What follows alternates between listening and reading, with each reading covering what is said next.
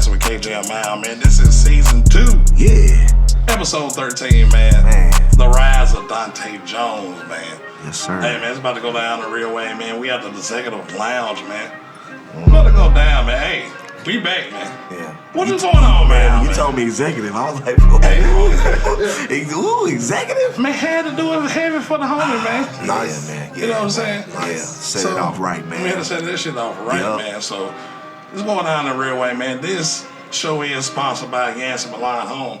We blowing Seaside Blossom right now, man. You catch her at Lithia Springs, Georgia, man. 1750 Lee Road, man. You can catch her at YancyMilan.com. Right. You get everything from body scrubs to lip scrubs. She got a sage sticks. The whole 9 yards, man. So we support body black butters business. For you ladies. Man, all of it. Scrubs for their feet. Hey, man, she got the classes going on. She going on a tour right now. Yeah, man, I seen hey, that. Man, she just came back from New York, man. So, hey, man, support black business, man. Yes, sir, man. What's up, Yancy? What's up, Yancy? Yeah. Salute. Thank you, sis. Man, what's going on with you, man? Man, chilling, man. 2020, man. 2020. Yes, sir, man. Black History Month. It's a good day to do this, boy. Yeah. Yeah, man. It's perfect, man. It's an honor to meet you, too, brother. You know what I'm saying? Yeah, First time, man. I appreciate y'all. I heard your name back in the day. I heard your name back in the day. Yeah, you serious, man. Yes, sir. Appreciate yes, sir, that. man. Yes, sir. But on this show, we have to bring out the big guns. My big brother. Yeah. You know, I met him, man, I think it was 89. Yeah, 88, 89. 88, 89. You know what I'm saying? We tell our age, but shit, we still here. You feel me? Yeah. So, he sparred me. I played football. Coach my dad and one of my dad's close friends over here, coach. Yeah. Earl? Yeah. R.I.P. Earl Jackson, man. Taught me a lot of great. He greatest. Hey. Okay. Speak on that. One of the reasons I do what I do, I say. Yeah. Hey, man. Yeah. Much love, Lynn and everybody, man. So, from back in the day. Yeah. Hey, man. This guy is the standard. Yeah. In the city. Right. You know what I'm saying? So, that's how I look at him. Yeah. You know what I'm talking about? Right. MVP of the Southeast Conference. Yeah. Tournament. Right. Gets the number 1 team. Come on, man. You know what I'm talking about? Yeah. Ran them to the Final Four. Yep. You know what I'm saying? Mississippi. You know what I'm saying? Mississippi State. Yeah. God damn it. Man, you're a bad motherfucker. Hall of Famer. Right. The state of Mississippi Sports Hall of Fame. I think we're more blessed than anything. Yeah. All-time leading scorer, all-time rebound. Yes. College. Yeah. Okay. My story is definitely, I guess, road less traveled. Okay. You know, I mean, I wouldn't wish my path on any young man, but I guarantee you the successes that come with that hard work. Yeah. I definitely treasure and value. You Right. know, I appreciate every moment that I get to be of importance or asset in this community in our city, man. It's not many of us that's gonna get an opportunity to get outside the circumference and come back and tell the story the real way, and come back and live the story, and kind of be more realistic expectation than anything. Right.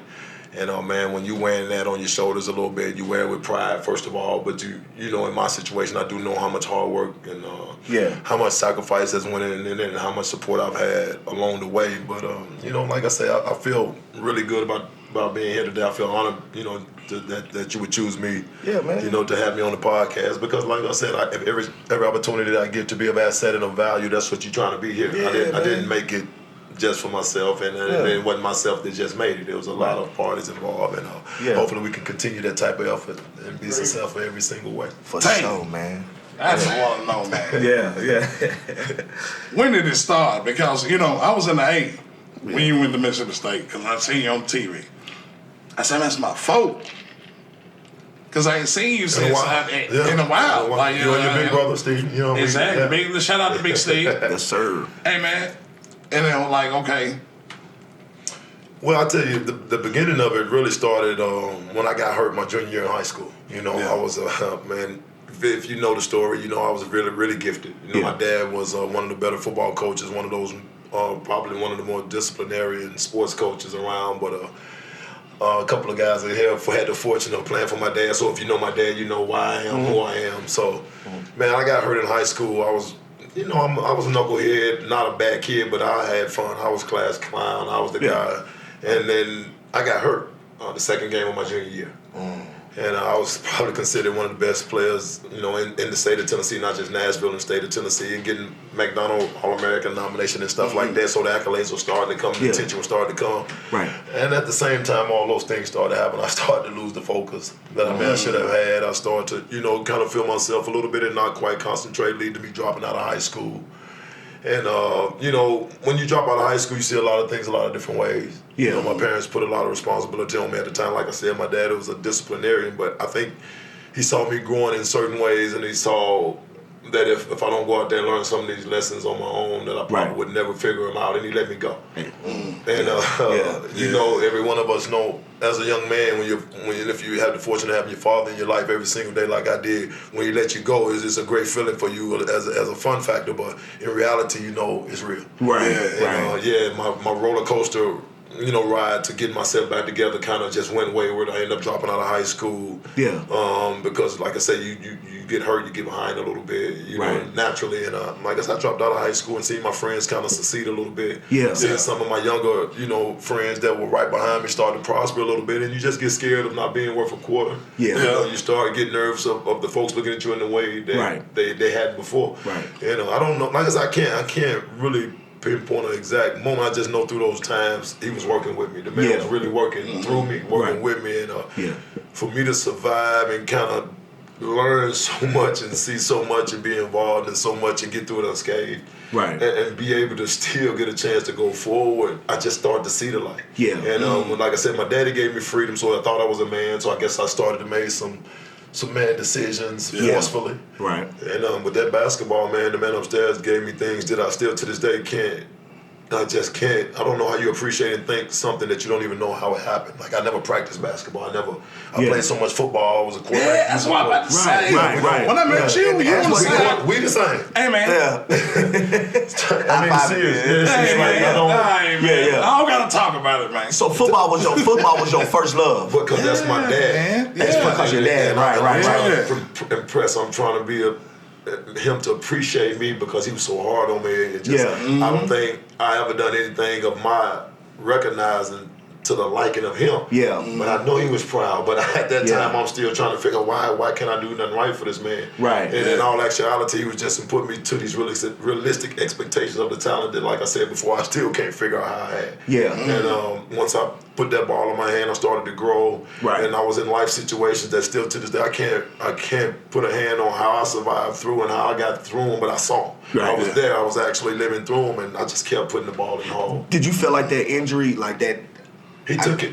Like I'm just saying, like with the injury, you think it helped you with your process? Every bit of it. First time my parents see me cry, like without being punished. Like my mom didn't know what to do. Like Right. I cried literally, and my coach, my mom just cried. I knew when the doctor said your season is over. I knew. I've been so far, of course. I've been getting away with. What was the injury? I don't mean to. What was your injury? My patella tendon in my left knee. Okay. And I'm a right-handed player, so my left leg is my jumping leg. You gotta go right. You gotta go off opposite leg. Yeah. So I mean, when you faithfully driven, you know the man upstairs is there. You can believe how you need to, But I know it had to be a higher power to allow me to be so successful without putting so much effort. Right. Well, maybe I did put the effort, but I didn't realize what was going on. I was just playing the game. Yeah. And every opportunity I got to get out there and pull my socks up real high and represent where I was from, and then kind of express myself in a way that only basketball gave me.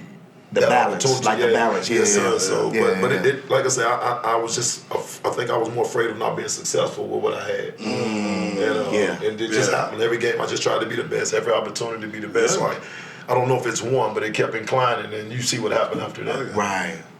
Okay. Yeah. In Atlanta, they had a story about you when you was at Mississippi State. They say you dropped out. Yes, sir. And was you at Kenny Rogers cooking? That's what they said.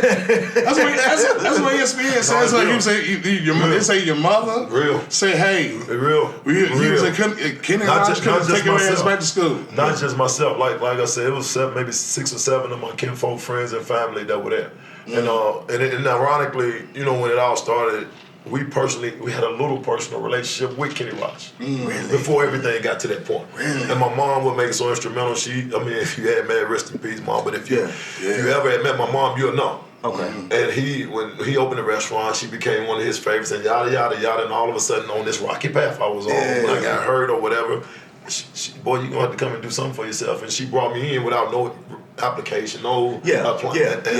Having a chance to meet and see him and see successful people at a certain time in your life will scare you too. Right. Okay. When you're like, man, that's Kenny Rogers. I mean, that's the camera. He's country. He's Nashville. He is Nashville. I only worked there 2 weeks, and it was right before. No, seriously, 2 weeks. It was the longest 2 weeks I think I've had in my life. Really? Yeah, because I was never held accountable for much other than sports. I wasn't that responsible. At the time, I was just so reckless in my youthfulness. And I wasn't a bad kid. I was never bad. He wasn't gonna allow me. You didn't grasp the concept of a job. Basketball basically was your job. My everything. Your everything. Yeah. So they allowed me to make a little money, have a little freedom, and still be a kid amongst the working sector. Yeah. And when you, like I say, meeting him and have my mom being showed that type of respect from someone of his standard, man, was just touching. And then, not to skip all the way to that Final Four, because we're still at the SEC tournament, man, but to see him sitting up there with my mom in the Final Four, sitting right beside him, I know they telling the story. Right. That's things with outside of basketball, man. You would never imagine yourself being a part of that. But yeah, man, I was just on a weird path. Like I said, everybody know my dad was really tough, so I don't know how I got outside of his range. But he allowed me to be the man that I think today that I aspire to be and that I am in so many ways. It set some standards that I still hold when I'm around these kids and I'm being an asset to the community. But I don't know if it's one direct moment, but all of these moments started to add up. And you 6'6", 185 pounds, 17 years old, walking around the city. You noticeable. Right. You very know. People know you. There you you go. know what I'm saying? And then the kids he was coaching, and you know how they started to succeed, so they started to surpass you when they used to look up to you. Yeah. It gets you on the ball, and like I said, the man, he worked through me. He gave me some opportunities that many wouldn't get. And then, like I said, that ball just continued to go. Right. Yeah. Okay. Yeah. The ball continued to go. Right. Northeast Mississippi. Boonville. My partner, shout out to Big Sid, man. You know what I'm saying? Atlanta, man. He played football in Northeast. Yeah. You know what I'm talking about? Boonville, Mississippi. Boonville, Mississippi, man. You know what I'm saying? Home away from home. Saved my life. Legend. Saved my life. Legend. Saved my life. Yeah. Legend. Hey, legend. I went up and down. Yeah. I was a teenager. I said, that's my fault. You like that? You like that and like that? Yeah. Hey, man. Right. Yeah. And then you say that, Kevin, and then it's these kids that have been in junior college and had opportunity to go down there over the last 20 years. And every single time they get back, it's like it's the most exciting thing they've ever done when they get to say, hey, Coach, I saw you. Yeah. And I'm thinking, you've been seeing me your whole life, but Coach, I saw you. Your jersey was on the wall. And then you think to yourself, oh my, they saw me. Yeah. They really they grasped when you go back to yourself at that time. Right. Feeling good. Yeah. Because you got somebody who really been through it that's going through it with you and they telling you. And that they can make it. Yes, you know what I'm saying? Because it's so improved. Right. Man, that's the whole man. Somebody who like you from your hood that made it. It give you inspiration too. If we talk like that, then everybody knows how that situation is going to end. We got 4 or 5 before you get to me. And it's weird that you have to give them that credit because without you seeing them and going through the challenges with them, there's no way you get to be you. Yeah. The value in that and the most important part of that is to validate where you are. They let you know along the way. Like, okay, we know what we were. Right. But what we didn't do, you did. The things that we didn't accomplish, you did. So when I didn't go to school that day, you went. When I didn't take that test, you did take that test. When I decided, you see what I'm saying? So they start big upping you. Yeah. And then they start pushing you forward and they start playing their shortcomings forward to make sure you don't have them. That's when you realize, oh, okay. Right. Yeah, he was way better at the moment. Oh, yeah, he was way better at this particular. But when you put all those pieces together, that's you have to be that for him. And like you say, for every Dontae Jones, there's a Dontae Johnson. Man. And it's real like that. Them. Right. Yeah. But that's why I have to, I think, be appreciative of my journey and some of the ways that I had the challenges and obstacles that I had. Like I said, I'm part of one of the greatest drafts that it ever was. Man, I was just talk about that. We were talking about that no more. You kill it. You kill everybody. Hey man, we build up there. That's what I I said. That's what I said. You can see inside. Yeah, Northeast Mississippi. Yeah. Right. We'll keep. When you say Northeast, I mean, like I said, that they took me in from day one. And like I said, you talking about a city kid from Nashville. Man. Rough around the edges, who at that time, rap music was doing what it's doing. What year was that? What's what? 90 what? 93, 94, 95. Ooh, so that's the heart of it. Yeah, that's 8 Ball. That's the prime. That's the prime. 6 down in that area. Right. So yeah, and like I said, it's a lot of rubbing elbows and seeing them on their journey and you crossing paths with them and they treat you a certain way. Right. You know what I mean? Because like I said, I'm a high school dropout. I'm from East Nashville. I'm a Nashville kid all the way through. And then you go to Boonville, Mississippi and you realize you just dropped off a cliff. Man. That's crazy. It's no way to explain it until you see it with your eyes. And it's ironic, I went to junior college in Missouri, Boonville, Missouri. Really? Yeah. Same colors and everything. Gold with that old gold. Yeah. Well, I tell you what they did do. They appreciated what they knew they had before I realized to appreciate who they were to me. I hadn't been a student in so long, so I definitely didn't know how to go to school. I didn't. Right. Basketball was your class. That was your thing. And so I knew how to do everything basketball according. Right. Yeah. Right. But when they put that standard out there, we got you here. We're this institution of higher learning. So when if you don't want to go to class and do what you're supposed to do, you won't see that gymnasium. Right. Yeah. Do you feel like there's a lot of athletes that I guess have that same mindset that all they want to do is just play ball and just. But it's a lot. I'm just saying, it's a lot of them out there, it man. is. I mean, I'm gonna put it this uniform way. athlete. Because how do you program a kid like, look, basketball is gonna be there, but the whole thing is, I think, it's the grades. Yeah. Because if you go to school, shit. Right. You a ball the motherfucker, you don't get the money. Exactly. You just gotta go to school. You just gotta go to school. The bad motherfuckers don't go to school. You go to junior college, man, you say that's back to Boonville again. Yeah. Because like you said, I didn't go to Boonville academically. Okay. We'll talk Kobe in a Well, it was more to prep you. It was more to prep you for the proper preparation. Yeah. When you know at 12, 13 years old, your journey to success is this way, you're more apt to Right, exactly. I went from being ready to be the next Doug Williams, in a sense, to do it that way, and Joe Gillum, because that's really even close when you're talking about what we trying to do, and everybody who know me, I'm going to ride. You gonna throw that thing. Right. Yeah. So he training me for that. Then, but your mind is that, like I say, and then you end up going that whole different direction. So your preparation was not quite what everybody else's was. So make ironic, Jerry Stackhouse at Vanderbilt right now. Right. 1993 high school graduate together. Right. Yeah. Same year before he go to North Carolina, I go to Northeast Mississippi Junior College. We in Knoxville, Tennessee in the Junior Olympics. Jerry Stackhouse, number one player in the country at the time. AI is about to be the number one player in the country at that time. At that time, it's Jerry Stackhouse. Yeah. When Jerry Stackhouse walking in with the backpack and the flip flops, you know what I mean, looking like he looked at the time, and you just from East Nashville. Yeah, you be like, what the hell's going on? Right. You looking at him knowing what's all this about? Right. Who you? Right. You know what I mean? Because you probably prepared for that. You know you're going to be the next Michael Jordan in the set. Right. Well, I'm about to be the first who? Yeah. I'm on the way to dropping out of high school. I didn't drop out, but I'm playing AAU Nationals and Junior Olympics. But you just remember I ain't did a whole calendar year of high school. But I'm standing right here with Jerry Stackhouse as one of the top 4 players in the AAU National. Right. So proper preparation of that. You go, man, today he the head coach at Vanderbilt. Head of coach. Right. So think about where he was headed already. Right. When I was just figuring out this game of basketball. Life still was going to come. Life hadn't even seen this course yet. We still trying to learn how to play basketball. Yeah, Man. right. That's deep, man. Give it up for that, man. Man, that's deep, man. Hell yeah. I love it. All right, man. Still in Northeast. Still there. Okay. What became you like, okay, I'm about to take this motherfucker over. I'm about to have all my jersey retired. Right. There was like, I'm tired. We about to take it over. I don't think, and you know that, I don't think any player played with that in the mindset. But Tay, you had points, Right. blocks, Rebounds. and rebounds, man. Yeah. So you over there like, Yeah. you know what I'm saying? Yeah. I'm just looking at these shirts and see that ball on it. You see what I'm saying? When you focus in on it, Right. you know that was the object.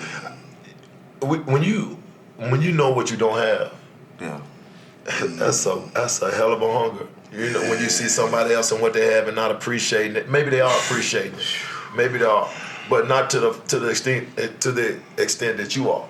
And I had this unbelievable chip on my shoulder knowing that I hadn't played any high school of standard and my stats were nothing. I couldn't talk about the prom. I couldn't talk about high school graduation. I didn't have a whole lot of the little stuff that the high school, so I was a grown man in a sense. Yeah. Like I was really a grown man. Yeah. And I played with adults for the last year and a half in the Midnight League and every rec league in town. And like I said, let's go back again. Those 5 guys, Dontae Johnson, Dontae Jackson, they big up at me now. Now I'm on their teams in the neighborhood where they at a little point where they still balling, but they riding it through you and you don't know what's going on because you're so excited to play because you getting a chance to play with that ball. You see what I'm saying? So that's what Northeast allowed me when my coach first got there. When I first got there, the first thing he told me is, listen, I know you haven't played a whole lot of ball. I know you are not as experienced as you need to be. Just don't embarrass me or yourself. That's that simple. That's that simple. So imagine the freedom you got. Especially with basketball. And the first 2 points I ever got was a dunk. And you know what happened? I immediately, and this at the time of Sean Kemp, Larry Johnson. Ooh. So every dunk. You poking eggs. And the annex like that. They were like, Zion? Ain't nothing but Zion. We're in Boonville. So we're in Boonville. So when you yelled and grabbed the wrong way. So the jersey hanging on the wall in that gym, I can still see it right now. When you come in and he snatched me. Fortunately, they called the timeout. 2-0, they called the timeout. Before I turned around and could get through celebrating, he had me. So he pulled me from the top of my jersey and got me because he's 6'4", 250 Bobby Knight. Every bit of Bobby Knight, so you're not going to win whatever you think. Right. So don't you ever do that again. Finished the timeout, sat down, and looked at me so hard for the whole timeout. Like he looked through me. Wow. After all this. And I'm talking about I ain't played a basketball game on that level. On that level in a long time. And all the people know. So and then after that, here you go. Now here go the freedom for you to do you. Now if you want it, these are the things you gotta do. As a young man down here in Boonville, Mississippi. But he spoke so much to you when he did that to you that night. It resonated First with game you so right. Right. You can have this court. Even though this is my house. You can have this court. And I started to really see myself a little bit different than kids. I was the youngest player on the team. I think 3 or 4 kids may have been older than me, but I was a young 18-year-old. So, but I was so grown in the way I played basketball. There you go. And I used that so much to my advantage. Basketball-wise, it caught me up my IQ and things I didn't know and repetition that I didn't have in that preparation. I immediately took that away by hunger. Want more. Can't let you beat me. If I go home, then I lose the game. And to this day, I think competition. Man. That animal in you. The reason I'm an hour or so, 2 hours late today, but just because of that simple fact, man, with them kids out there, I know I got things I got to do, but if those parents out there waiting, you got to give them something that's who your support comes from. So I'm on the court out there running up and down like I'm 24. And we 2 decades removed from that. You know, so. But like I said, the freedom to express and be the best you can with that ball down there in Boonville, man, allowed me. And it was so secluded and small. So you had to, it wasn't no going home. It wasn't no going nowhere else. But that gym was a safe haven. And I gave it I think every game I ever played, I thought before the game started, I could be the MVP. And if I could be the MVP, most likely the team would win. Then I had that attitude all the way through getting up into that SEC tournament. And well, it was good that it was small and secluded. Yes, sir. Because you didn't want to be out there and, you know what I mean? That was the best thing. The best thing for you, man. Yeah. For sure. But hey, you left Northeast. Now you're in Stockville, you're in the Golden Triangle. Boy, you know I know about that day. Nah, when you say go to Triangle, you been there. Come on, man. What? Stark Vegas. Come on, man. Thank you, man. Eric Dampel. Yes, sir. Wilson. Darryl Wilson. Man. Tough. Y'all boys out there rolling. Hey, man. We stepped on campus. First day of practice, man. Just, because I know we know what happened. We know what happened with the season. We're going to go through all that. And I know what you're asking. But I'm saying like, every athlete know what happened. Hey, man. I'm going to tell you like this, man. Because I'm looking at it like this. Okay, you all everything. In your mind. You just left. In your mind. You did great thing. In the state of Mississippi. In your mind, you okay. are. You sure are. Yeah. But that first day. That first day of practice, when we stepped on that campus, man, what happened, man? You was like, tell me. You I think we'll just start with being properly prepared again. They were way more properly prepared the first time we went 5-on-5 than I could ever be. Dropping out of high school, being a Nashville basketball player in itself, we played the game a little different, we taught a little different. Then going to junior college, and like I said, you see the freedom that he gave me under his discipline. Right. So you get down there, and you know how this thing since sliced bread coming out of junior college. You're the player of the year, you know, the number one prospect, and one of the number one prospects in the country. Right. You know, you thinking, man. Right. The very first day of practice, they get the starters and they put the newcomers together. It was probably the third or fourth day that I was there before I could get myself going and get it. Because they was already so far ahead of their attack. They were so far ahead of what they know was going on. They knew the teammates. When you get there in the spring, you know. No, I got there right at the first of the year. Well, actually, I was a couple of weeks late for the clearinghouse and the yada yada. Yeah. But I was right there in August, the end of August. But those boys. Y'all started what, October? Yeah. Well, you know. So they know this. You don't know this, which make this will go into the foot injury, which we had talked about earlier. You know, my body wasn't conditioned so much to work accordingly all day. But I could play my tail off.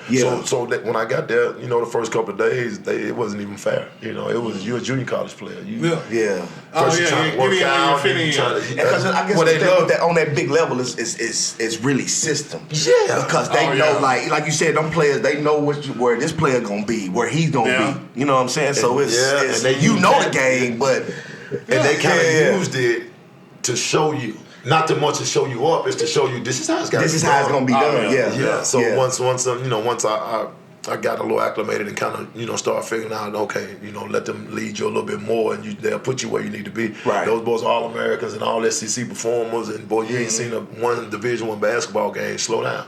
Right. And when you don't slow down, injury will force you to slow down. And before I could get myself going and get into it, I broke my foot. I broke a bone in my foot.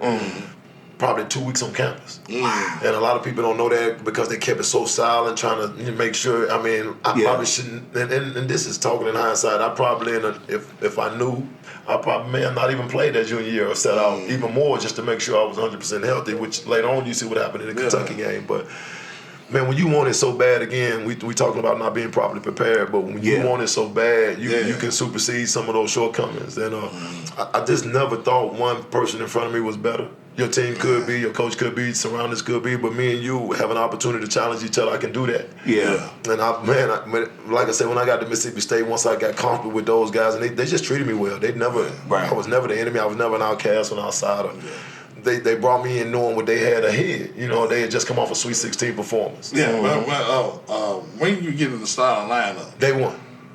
And not when I say they won, in college basketball, that's what they put that out there. Okay. When they put it in the Illustrated and in the magazines and the papers out there, but in practice, you're not the starter. You're not the starter. You're not the starter. Yeah. And you can't talk because they got the gag order on you a little bit, and you're a newcomer. So, like I said, that's strategy, though. They make you a dog on that second group. And you don't know because you still mad. Why am I not starting? I'm waiting out here outside this paperwork. I'm gonna quit. I'm calling home. And then that's how it go. That's how it go. Look. And they challenging every mental little thing about yourself. And and my teammates, like I keep saying, man, they treated me like they knew where they were headed. They were properly prepared for the journey. And they would always say, dude, you ain't got no business worrying about him. You think they spend all that time, effort, resource, and do all that to get you here? Right. And you ain't gonna play? Man, that ain't gonna happen. That ain't gonna happen. We ain't gonna play back. And then you be like, oh my. It's a reason. So I had to realize this is show again. Like I told you, at junior college, it's your court. Right. It's my gym. It's your gym. and he established, and in college it's bigger than that. It's bigger than that in college. This is my school. Okay. Football coach, basketball coach, baseball coach, and you have to just buy into the whole thing of it. And once I did and settled in, and I knew that they were watching me just as much as they were watching anybody else. You start being comfortable. Because you know, I don't care if you're trying to go to the pros or you think about the NBA, none of that. Your intent is to be the best player out there. Right. And you always looking to make sure they looking. And when you find out, hey man, you know, that's Portland Trailblazers over there. And they have no need for a big man in their life. When you tell, like, when you, I know you do your thing with the kids. So when you tell them when they get ready to go to school, what's the number one thing that they shouldn't do, or what they should prepare themselves for? Expect nothing given. I got you. Don't expect that. They're not gonna give it. That shit. They're not gonna give it. Yeah. Like the promises are promissory notes. Gotcha. Yeah. Gotcha. boy, if you put in the effort, because they romance you.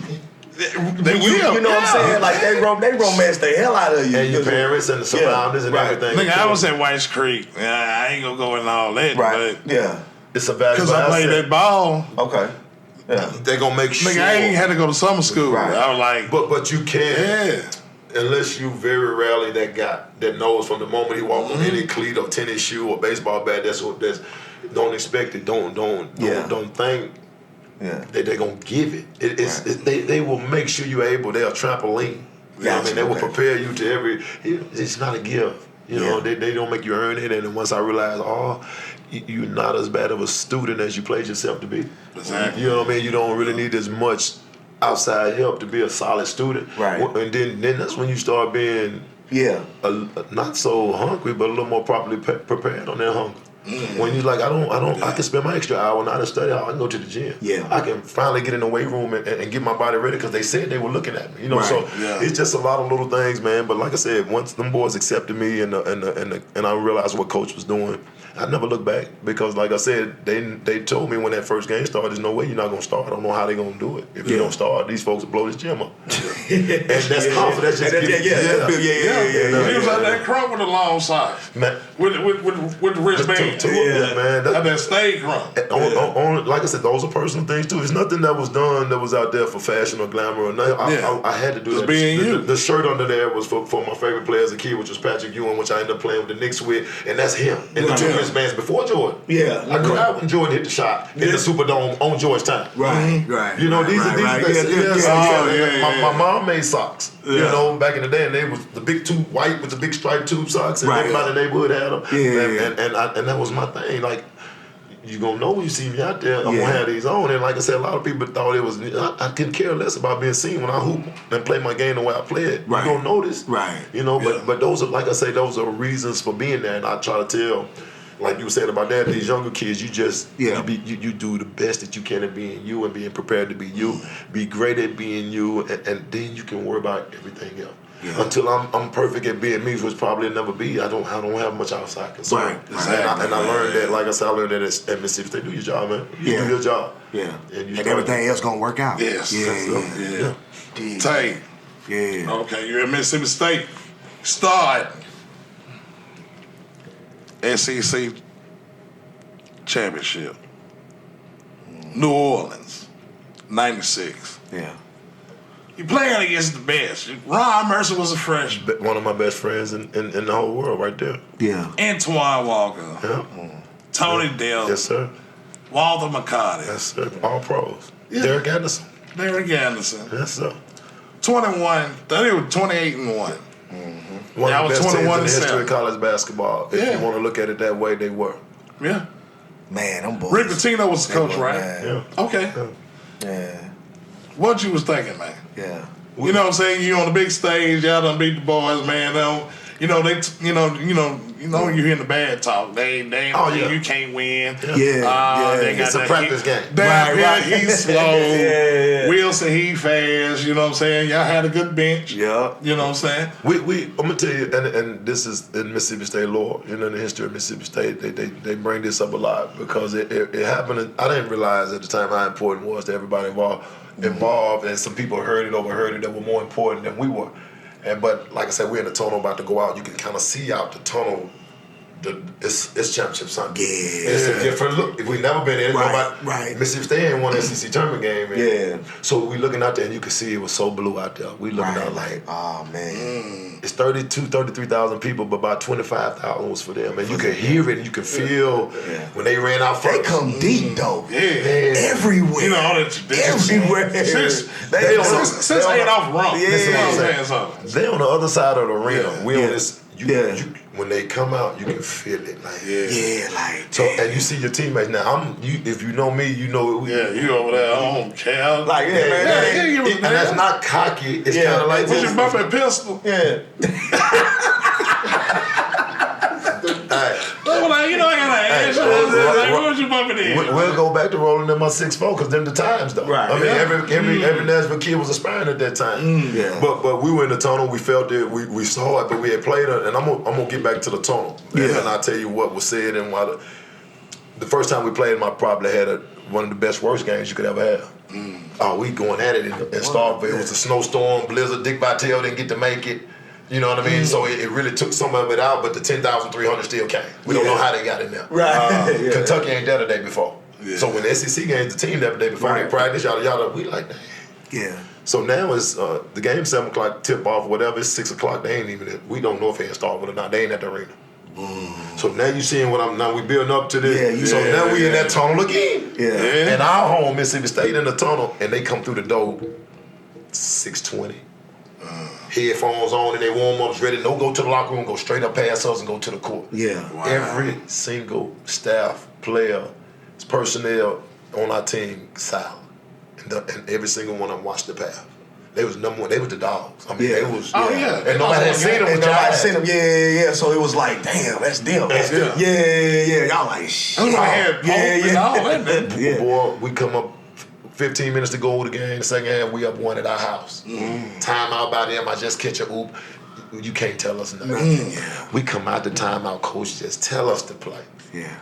It's too late, coach. I just catch the oop, hit the 3 prior to that. Whatever happened, I'm taking. I'm finna make a play. Right. But like I said, let's follow the system. Come out of timeout, I turn it over. And we getting back to this SEC tournament. They went on a 15-0 run. Everything go crazy. We can't get a timeout. It just happened. Yeah. And I look back like I had 8 turnovers against the number 1 team in the nation. I also had a real strong game, but you had 8 turnovers. They had you way out of your. And here we go at that tunnel. Back to the tunnel. We get ready to play them again. They still number 1. We back on the rise again. Yeah. And I told every single player, and I don't know where it came from, but I said, look here, man, before we go out here, let's just get one thing straight. Yeah. We the best team in the West. They the best team in the East. Yeah. We here, they here. Now, we done got ourselves into this issue. Let's get ourselves out of it. And they kind of breathed. And our coach gave a little look, and he'd be so tight. And you think he been cut. But you saw the air come out. Oh, man. You saw the air come out of him. The first 5 times I touched the ball, you see what happened. Yeah. And no game plan, no such thing. If we go into Dontae early, we don't have that. Right. It just happened. That's why I say it be some things that higher power than yourself when you really have those big dreams and you strive a little more than most. And you got hurt that game too. Got hurt right before the half, having the best game I ever had in my life, and on one of the better moves I probably could make at the time, being hurt and then get hurt again, and like you say, you see a lot of things flash before your eyes at that time, and I got a call at halftime from my mom. Wow. And it's serious because at the time it's taboo. These things you don't really talk about because it's in the locker room and TV going real live. The team out there is live. So I'm on the phone. I'm 20, on CBS. 20 years old, and you know I can't make decisions yet. You know at that time because I'm still a student. So my foot throbbing. I mean it's man, I'm about to cry again. Here we go again, about to cry because that you know what it is. And the doctor said, look, dude, we got 1 or 2 options. Yeah. And I don't know, still to this day, we hate to even tell the story because you may be telling things that may not supposed to happen, but here it is. We can give you this shot in here and make sure. We put it in there and get you through this half, and we'll go do all the MRIs after this. But only if you agree to it. So, boy, they called my mom and she gave me that. And to this day, I'll be like, man, they put a lot of responsibility on me a lot of time. Yeah. And she said, if you think you can take it, boy, she never called me my name, but if you think you can take that pain, boy, then you going out there. You're having a good game going out there. And boy, you think the power you get when you hear that reassurance. Right. On the cell phone from New Orleans, laying on the bench about to cry. Right. Yeah. And she waiting there, even looking at that same screen right there. Yeah. Boy, you come out there like Rocky. I'm serious. First 4 times you touch it again. No matter where you was at, you can see the limp if you know the game. Yeah, I seen it. You was over there like that. And it was real though. It wasn't nothing. And once it went out and you felt it. Yeah. I don't think I ever touched the ball again. I don't think I was a part of the game much. If you look at the last 13 minutes of the game when it kind of set in, you could kind of, but I'm just saying. Those are the moments that prepare you forward when you realize I've been through some adverse. I've been through a lot of obstacles, but he always give me a little something to fight through them moments. Yeah. You know what I mean? To prepare forward. So like I say, being properly prepared sometimes is great, but having that extra bit of knowing, man, if I fight just a little bit harder than most, man, I can succeed. And we won that we won that game not because they weren't that good. It's because we were pretty good that day. Yeah. We played exceptionally well. We made some shots that we made some incredible shots, but we were better that day.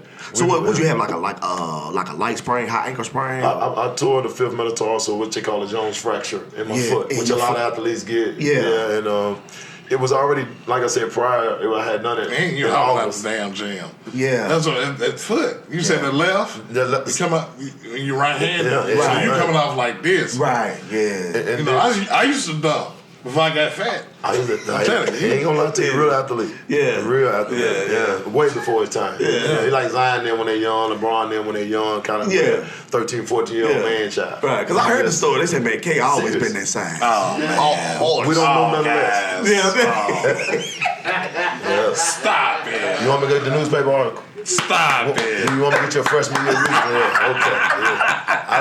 I love it, man. Man. Tape. Yeah. You won it. We won it. You MVP. Now it's tournament time. Yep. Ooh, y'all motherfuckers rolling. Nigga, I was down in Atlanta, nigga, doing cartwheels. I said, my nigga going. We can't believe it, though. Burger. Still can't believe all this happening. You know but that. you the dude. Yeah, you getting USA Today, you getting accolades, they coming to the Boonville. Now you got ESPN, you got college basketball down there in Boonville. When you come out your dorm, we at that time apartments, but when you come out your apartment, you come out anything off campus, you subject to have them cameras in your face. It started immediately. Immediately. And it almost bit us. You know, when you talking how quick that dream could have ended. That next game we played against Virginia Commonwealth, probably the toughest game I ever played. Really? They were all seniors and junior college boys like me, and I knew several of them, so I knew the dog would be in, but they were fifth-year seniors, a lot of them. Yeah. Okay. And they knew it probably be the last game they ever play in their life. They still good basketball because they gel together. Yeah. Man, the game wasn't over to the horn blow. Right. And once we took that deep breath and got out of there, we probably like, man, we all right now, because that was the one matchup, the 5-12 matchup that somebody loses every turn. I got you. And we happened to be the 5-12 that skated through. And so you knew once you got through this one. And I'm serious. So y'all was 5. We're the 5-12. Right, every single tournament past 20 years prior to that point, a 12 had beat a 5. Wow. And we had that in the back of our mind. In the halftime, I think they were up 1, and we were just kind of, and don't let it be us. And, and this, and that makes it. We saw Memphis playing Drexel. My boy Mingo Johnson, rest in peace, Lorenzo Wright, and then a future pro Malik Rose. They were playing at halftime in New Mexico. We seen it going on the screen, and we looked up. Oh, that's the 5-12. And we seen that game happening, and before our game was over, they had announced over there that Drexel had upset Memphis. Wow. 12-5 seed. And that took, boy, when that happened out there on that court, you could just see us start to, and we pulled it out. But like I said, that just little things that, unless you're in those moments, you don't really know that one shining moment of the NCAA tournament. But that was it, because that reach for the stars. You remember Princeton? You remember Princeton? You remember Princeton? That one year. They played that same right before us. And just did the backdoor play on UCLA. Sure did. So we watching that with our eyes. UCLA won the national championship. I remember that too. When you said that backdoor, I remember that. We watched 11 to 12 young high school All-Americans that became college boys who had just won national championship. Some of them dropped on the court like they just got hit by Dontae Wow. That's how definitely of a blow that was. And we like, oh my, we're gonna play Princeton instead of UCLA. So imagine the confidence again. You're like, no matter what. Right. And I don't like to say this, but we used to have this running joke, like how our coach used to coach us way before we even saw Princeton. Man, he must think we the Black Princeton or something, man. He ain't got to run all these picks and passes and cutting. You see what I'm saying? And that's how he prepared us all year. And we here we go against Princeton. Man, we beat the brakes off Princeton. What was that score? By 25 easy. One of the worst beats Princeton has ever had in the NCAA tournament, and it was even close. Because we, like I said, we were so prepared for that and so relieved that UCLA didn't beat Princeton. And we got away from them. And there you go. That confidence boost. Yeah. You were like, man, we finna go and handle these boys. Man. Like, they can ball, but we ball. You sure. And ironic back, like I say, it still goes until we back in that tunnel again with Kentucky, seeing that support that they had for themselves down there after we won that game in Princeton. You know, we go to Rupp. We play those next 2 games in Rupp. You know, the next 2 games that would prepare you to the Final Four were played in Rupp. And when we stepped on that court for our little pregame practice, little warming, when you first get there, warm up, and they start screaming SEC, and it was their fans. Because our fans hadn't even got there yet. It was, So so much motivation. Yeah, It's bigger than the game. Okay. Like it's the little stuff, the little subtleties. Yeah. When you get to thinking it's just you, no, it was a lot that went to that happening, and I got a lot of reward for it and a lot of success for it. But man, it was so many parts that had to work just right. Right. For it to happen. Just like when we got the Rupp and we faced, we faced Cincinnati. Well, I think it was Connecticut that first. No, Cincinnati. I think that first game. Yeah. In the Elite Eight. It's funny you say Connecticut. I just remember when you piked on Ray Allen when he think that when he was that back. So after Princeton. You like it. You just lucky. It's just like, woo. Get lucky. Right. So after Princeton, who was after that? I think it was Connecticut sent us to the front. Cincinnati. We played Cincinnati, I think, in the Elite Eight. And then we played Connecticut to go to the That final. wasn't Van Exel. Van Exel was No, Nick Van Exel was just gone. It's I think it was damn. Danny Fortson and Damon Flint. Okay. And Art Long. They was like they was. You said Damon. You went. Yeah, we Man, that's good trivia. That's all us.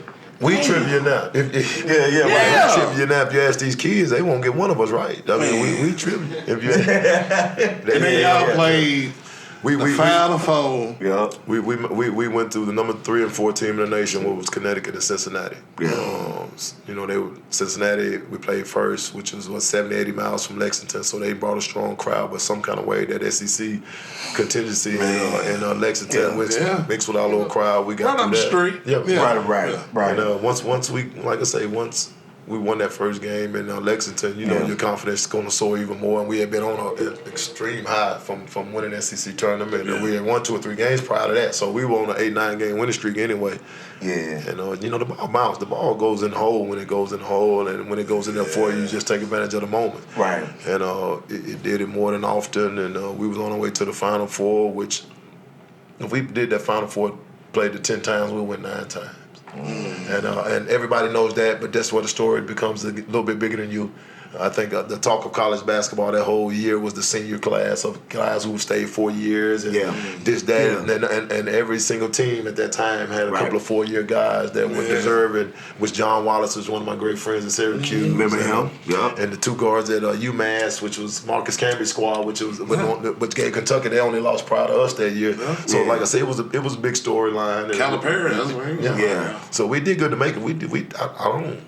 I don't look at it as any negative of us not doing much more than what we did at the Final Four. I tell everybody, because y'all played Syracuse the Final Four, right? And they were New York. So look at what they had in the crowd, right? And we were so excited. Like I told you, Kenny Rogers sitting by my mom. And you tell me, Bill Cosby right there playing the drums, Dr. J over there. Look, I mean, you have this sense of knowing this is bigger than what you expect, right? And then we started out good. I was playing well, the team playing well, but the moment was theirs. They were like I say, for that one night they were a little bit better. We were just glad to be there. We were excited. Our coach was excited. Yeah. And we wasn't as properly prepared for New York City. You had too much fun. So it was not that it was so much fun. It's just being excited about where you were from Boonville on Starkville, Mississippi, and those boys from all those counties in Mississippi. And a couple of Alabama counties that they hadn't seen much, and they seen it, and they were more excited, and their energy was more great about some of the things we had done and seen. And once the game got there, the game was just another event. And when we lost, we wasn't as emotional. We wasn't though. We wasn't as emotional as you would normally be. It was just like, wow, we just let them beat us. Yeah. And it kind of right there where the story kind of changed. It went from being fun basketball to now it's about to be big boy basketball. Exactly. Yeah, and like I say, that's when they ask you that question. Yeah. And what you gonna do? What you gonna do? What you gonna do? Man. Yeah. Okay. Right. You lost the game. We lost the game. You lost. Yes, sir. Oh, man. 1996 Final Four. Okay, take it off the tape. Going back to Stockville. A million thoughts. Right. What you thinking? Right.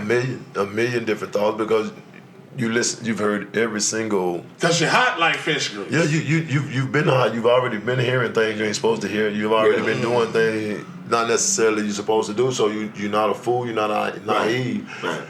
But the one person you hadn't gotten any detail from is the coach. And if you know you're a college athlete, you know how that can be. That's a real dicey situation, and I didn't know for sure what I really wanted to do, so I avoided my coaches at all costs because I didn't want anybody to sway. We didn't have much. We come off from a little bit of nothing. We didn't really have a lot of resources, even though we were, as an athlete, you can get some perks. Perks ain't enough to take care of livelihood. Right. And so I knew when I got opportunity. Like I say, when you say the tape comes off before we go to Starford, they did ask the question. The first question that was asked in the panel was, are you going to return for your senior year of basketball? And when you're not prepared for that question as a kid. But that's a hell of a thing they saying because it's 1 year of basketball. But listen to them and their preparation on asking you. So they know more than what you know. And you're on about the big stage. And it's the Final Four. And you young, 20 years old. Yeah. And then the first probably one of the biggest decisions you got to make for your life. No parents there. No confidants. Just lost the series because you. No PR person? They don't get a chance because they don't know that question is coming because, you like I said, so hold on now. We're on the big panel. It's a big deal. So when you answer it, listen, honestly, all I can say, we hadn't talked about it much. My family really hadn't talked about it much, knowing everything that's going on already. But we could see it, but we hadn't officially talked. But if I could be a guaranteed first rounder, if I know I'm going to go pretty high in the draft, I think I would be fooled not to enter the draft. And that was the last thing we ever talked about. And we were back to Starkville, Mississippi. Before I could get to Starkville, Mississippi, I was on my way to Memphis to figure out how to get these workout guys, because at that time, trainers wasn't what they are today. You didn't have all the individual trainers, so you had to go find. So I was, I think I'm about to be. So now I'm training with Penny before I even realized I ain't even withdraw from Mississippi State.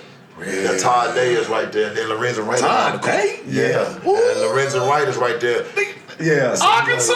Right. Maybe I am. That's good basketball. That's when I watched basketball. That's when niggas stayed till their junior, senior year then, man. Well, they had no choice. You got to think about it back then. The game was thick. It was thick. It's not as watered down like it is. I don't want to say it's not as much. It's so much parity. It's so much parity now. You got 18-year-old better than 20-year-old, 21-year-olds coming out of high school because of the availability of the game. So back then that was grown man basketball. It was. But like I said, we were fortunate enough to have that run, and it propelled me to opportunities that the NBA, like I said, it became an instant reality, not just a dream no more when that question gets asked. And then before you can even get back home, you got these agents, you got these people telling you got this going on, you got that going on, and then before you know it, you're a pro. And everybody know what determines amateurism and pro. So once you become a pro, it's a whole different level. There's no looking back. So so I immediately went into the next level of first making sure my foot was okay. And keeping that as secret as possible. Because you can't let that out before the June. Because you drop everything. So all the way until we got to Chicago at the pre-draft camp, because before you go, they take 15 to 20 guys that are not going to work out. You take your physical, get on up out of here. We got to see these other guys. Y'all are automatically going to be probably what you're going to be. And then you one of those. So I'm already not scheduled to play. So that's the gift and the curse. Once they found out my foot was broke, it didn't matter. I wasn't supposed to play no way. So it gave me a heads up to know what was up. But then again, that red flag pops up, and instead of being maybe a top 10 draft pick, which it was at the time, you still slide to 19, 20, 21, which ain't bad. Don't get it twisted. But I'm just saying the higher expectation that were there. But that goes back to Mr. Bean when we're talking about Mr. Kobe Bryant. You know what I mean? We're gonna get to some of that, man. But like I said, that's my connection, started to be a connection with him. Because at that same time, I'm going through my little trying to figure it out. A couple of days before the draft, the Lakers are trying to figure out if they're gonna take him, they're gonna trade with the Charlotte Hornets for Vlade Divac, trade Vlade to the Charlotte Hornets, and they telling me this. Enticing me to come out there because at the time Kobe hadn't been seen by anybody but private. So man, they called me out there a couple of days before the draft. I'm like, look, this is not for anything. Yeah or nay. The Lakers draft 26, and you probably not gonna be on the board when the draft comes around. But we have got to see this Kobe Bryant kid live against what we think is the best small forward in the draft. Was it true that he got drafted by? You said Charlotte. It was Charlotte Hornets. He said he won. No. They switched the trade. We knew. Okay. Because it was always rumored that he was like he wasn't going. No, we had I think it was 4 or 5 days before the draft. We was in LA working out our little workout in Inglewood, and Jerry West out of his mouth to a kid, you telling me for? So when he said, look, this is what we're going to do and this is what we intend to do, and if he looks like what we think he's going to look like, So don't hold anything back. I want you to treat him as you would treat. Man, he was a 17-year-old phenom, though. Now, physically, I'm going to do you in. I'm going to physically be able to do it. Right. But it's things that he trying. If you see Kobe. He's everywhere. He's really going to try it on me. Yeah. Right. And he make the shot sometimes, but what you trying, your effort to let you know, boy, at 17 years old, I couldn't even dream like that. And, so, yeah, man, we worked out, and the Lakers told us what they told us, and we're going to trade. We're going to get him on draft day, no matter what, telling Kobe all this stuff. And then we getting our little one-on-one relationship, because I'm trying to figure out what this Jordan stuff is all about with you. You know, who how you think you Jordan? You know, I think the love coming from realizing that he was trying to be the best Kobe later. But originally, all that other stuff come from trying to be Jordan. And people don't understand him. Hey, you Jordan? Yeah. And why you think 23? But he went all the way. He went like. Let's go back though. Yeah. This ain't no Jordan thing though. Yeah, right. No, this ain't just your average trying to be Jordan. No, it ain't even so much as him. He was very limited being an Italian. Growing up in Italy. And I'm fortunate. See, this when you get good with it. When I got a chance a few years later to play in Italy, I played 2 years in Naples, Italy. And then you figure out the time difference, and you figure out he was TV. Well, daddy, Mike D'Antonio, Mike D'Antonio, D'Antoni, Bob McAdoo, Walter Berry, his daddy, Joe Bryant. I'm talking about they over there a little bit before I get there, but then when he's young, he's there. When nothing comes on live, 7, 8, 9 o'clock. And all the American games are 2 or 3 in the morning. Yeah. We all Americans, when the military, whoever's in Europe know at that time, you record everything that you want to see, which is Chicago Bull games. That's all you get. So when young Kobe wakes up in the morning when daddy had practice, the first practice, put the tape in, who you think he watching? Michael Jordan. And he also plays exactly like Scottie Pippen and as hard as Dennis Rodman. I'm just saying, if you think about, he had these tapes with us when we worked out at Inglewood. We only worked out about 30, 35 minutes. We went to the Subway after we had our meeting with Jerry West and Larry Drew and Mitch Kupchak, and we sat at the Subway and just talked it. And I really got to pick with him. You know, my first question, just because I'm an East Side, you went on the prom with Brandy? What's going on? Yeah. That's the first thing. Right. Yeah. Boy, he hit me, just cut me off so quick. He was so eloquent with it. I'm talking about, no, it was, Brandy's a nice young lady. And it was more of everything. Her mom was the chaperone who escorted us, and Well, they was grooming him.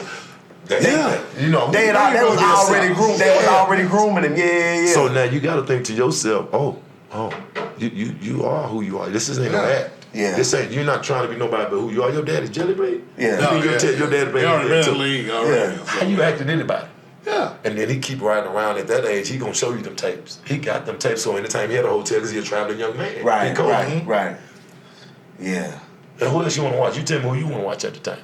Right. So that's why I think his rap got a little weird especially when I draft class. We all tell you. All that's why 60, 70, 80 of us who were around him at that time will tell you the negative connotation or the negative tone we had to him was about him thinking he Jordan. And his first word talking about how he gonna be better. We like, Yeah, that was like blasphemous. That's what I'm about to say. He go out of the house. Right. Marbury. That was blasphemous. Hey, man. He gonna Steve Nash. Right. Hey, man. Yeah.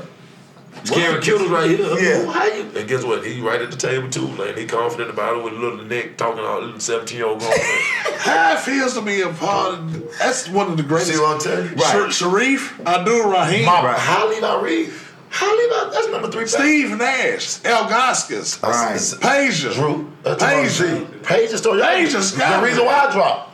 Pager, she just popped up today on the draft. Nobody niggas forget about it. Nobody heard no name Pager story. Y'all be gonna pop up on draft day. I probably been in Sacramento 18. What? I had to have. You had to have. And 18. Damn.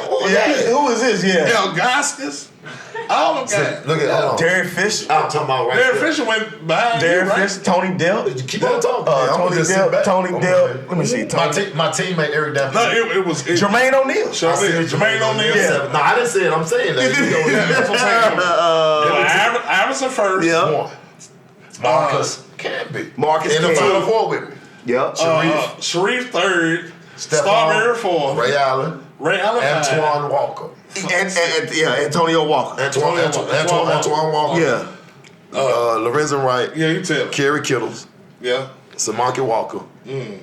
Eric Dampier. That's the one I forgot. Samaki That's the one I forgot. That's the one I forgot. We went to Seton Hall. Louisville. Let me tell you what y'all ain't gonna never even think about because you're not even really thinking that far down. Let me tell you a cat that didn't even get drafted in the Hall of Fame about to be. Who? Didn't even get drafted. In that class. One of the best defensive players ever lived. Who? Tony Allen. Shorter than me, but he bigger than life. On the court, he seemed like he's 6'10", but he's shorter than me. Who? Ben Wallace. Little stuff like that. Ben Wallace in that class. Little hands. You He did bullshitting. get hands a He little. couldn't play the two guard. He couldn't, yeah. And they put, well, I tell you, They you did. know something. They did. I do. You know something about something. I do. It's a story that Ben goes. Wallace. Ben Wade Wallace. Center. He did get drafted. I'm a New York Knick, right? Yeah. Charles Oakley is his big homie, big cousin. So I can. And when we talk about that, he couldn't be the guard the way he needs to. Hands Because was his right. hands were too small. Hands too little. But they put him on the But way. he was a beast. He was a Alonzo beast, though. Mourning. He Yeah, was a they put beast, him on though. Alonzo Yeah, Mourning. yeah. Told him they sent him overseas 1 year, had him on a 2-year deal in Washington. He come back looking like the incredible. He did. He He did. can guard anybody on the planet. NBA championship too. Yeah. Detroit Pistons. Yeah. Random. Yeah. Rasheed Wallace. Yeah. Man, and Yeah. A couple of cats you don't know that were cats in that draft that had nice careers to just blend it on through there, and you're in that second round, like Moochie Norris, Shannon Anderson, cats that you like. These are real second. Not many drafts have so many second rounders with success, but that draft, boy, just to be a part of it, get you to talk a little bit with confidence. Yeah. I know I didn't get a chance to really express a whole lot of basketball on the court on the NBA level. And the pro level I did well overseas, but you talking about on the NBA level, you don't. They say that was the best class, 96. It Man, keeps that you was, relevant. hey man, Yeah. It keeps you relevant. Yeah. that class was. Grown Man, men. It was ridiculous. It was grown man. It was very grown man. How did you feel when they said 21st pick? I don't know if I felt as What you was doing? Where you was confident. at? I'm gonna tell you like this: when you go get invited to the green room in the draft, you only get 4 tickets. You was at Centralia. Centralia's barbecue. And the building gone. Cantrell building gone. For real? Last week, just tore it down, and you say that. Damn. It's gone. If you go right over the bridge, you won't see it. No, but we were, you only get 4 tickets for it, and if you, like I said, we go back to being personable and the way that we come up with it, that ain't gonna be enough. Yeah. And bad as you want to go, we just come from the Final Four at the same place. Right. Yeah. So naturally, man, I just come from there, and you on your high, and you making sure. So we had about 2,000 people in the sports bar in Memphis. Yeah. And like I said, Lorenzo Wright's in Memphis, so he a part of it. That'd be the reason why a lot That's of what big they- names don't go, because they really want their fam And to you be don't, there. yes, and you sir. can't just take 4 people. But on that level, when they get that higher prestige, they almost have to. Yeah. To start separating Lorenzo was he a It's like freshman? they have to go. to start separating themselves from the masses from them, because they started having the PRs. When did Lorenzo come out? We was Same draft. freshman? He was a sophomore. Sophomore. I was gonna say because you were balling with Vaughn down there. as a freshman. Yeah. And And he was a house. Yeah. he's a real deal. Rest in peace. Man, rest in Yes, peace, sir. man. Yes, Yeah, sir. man. Yeah. But we know we were a generation changing players. Being so young, I think the money part of the game was starting to change us attitude-wise too. Because at that time, the money and access to money and the financial part of the game was changing. So the confidence changed too. Right. You know what I'm saying? When you signed on that line, when you felt, what was your first big check? Relief. What they do to What you? you do They give with you the first? 100,000. What do you do with the first? The first. What you let buy? me You know what I'm saying? So you signed. Let me put it like this. You know what I'm talking about? The first legitimate. What I say legitimate is the way that the NBA put the LLC on it when they stamp it and send it to you. You know what I mean? When that 100,000 come to you, the first check you get is 100,000. That's gonna clear. Yeah. Hands down. Man, you're in about a $300,000, $400,000, $500,000 hole before you get that one. Really? The Final Four in April. You think you finna go to the pro? You thought you was you cold? You knew you was cold. Right. They knew you was cold in December.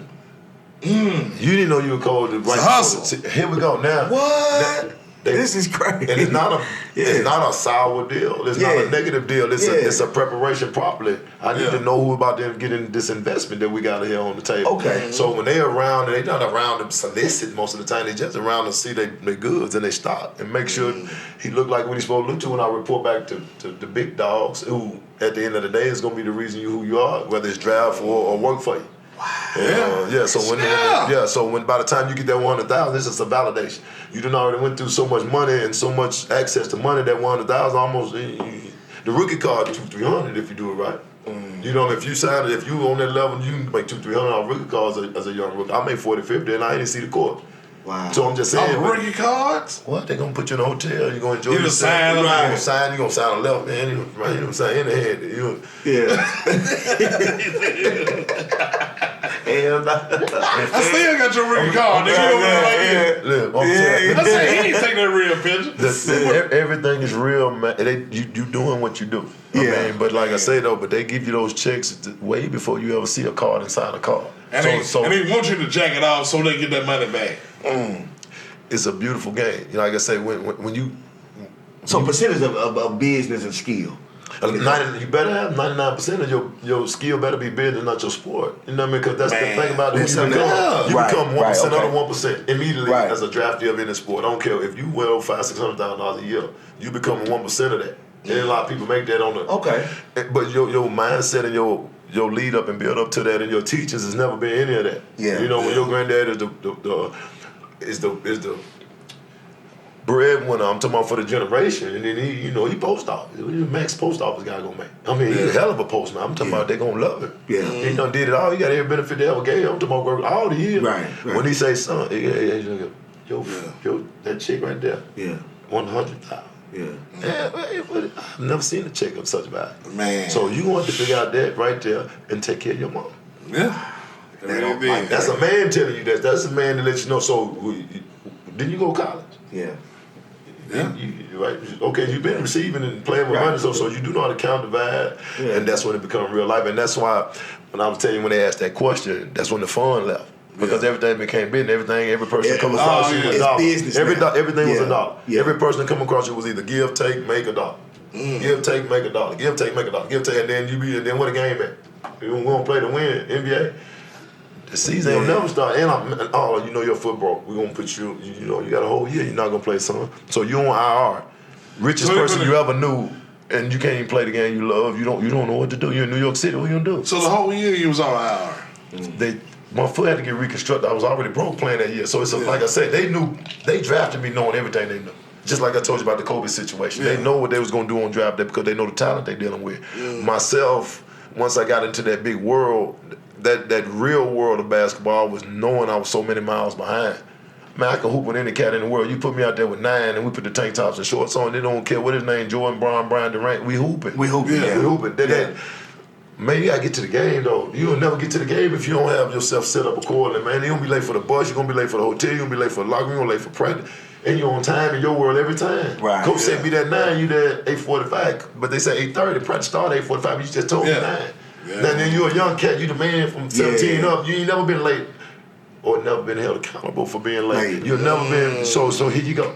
Here you go. So now you're learning the nuances of being a bitch. Now you got to put your little clothes on real good. Right. Not your little polo heel figure. No. You got to put on. Because you're in New York. Yeah. This the age. That's the media capital of the world. Yeah. Man, this the age of the NBA where they wore dress code to the T. And then I'm New York. So I'm a rookie. I'm the lowest man on the totem pole, man, in this real NBA. Yeah, I'm in the NBA. But on this team, I'm in the prize. Well, I always thought who's on that New York's team? Patrick Ewing, Larry Johnson, Allen Houston, John Starks, Chris Childs, Charlie Ward, Scott Brooks. Boy, who I'm leaving out gonna be upset. I said Chris Childs.